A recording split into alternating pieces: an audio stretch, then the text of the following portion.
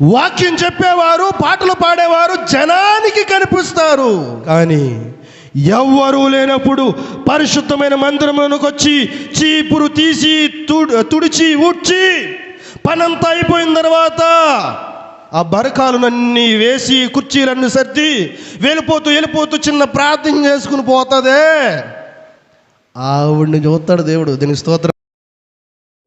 మనము దేవుని సన్నిధిలో ఏ పని నిమిత్తము సిగ్గుపడకూడదు. యవనస్తులు ఉన్నారంటే ఏ పని నిమిత్తం సిగ్గుపడకూడదు. సిగ్గుపడకుండా యవనస్తులు దేవుని సేవ చేయాలి.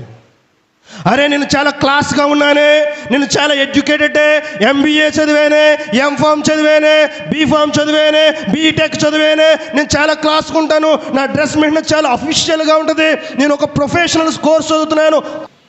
అవన్నీ నీకు లోకంలో క్వాలిఫికేషన్స్. దేవునికి కావలసిన క్వాలిఫికేషన్ విరిగి నలిగిన హృదయముతో, తగ్గింపు గుణముతో దేవుని సన్నిధిలో పరిచర్య చేయడమే. దీని స్తోత్రం చెప్పండి.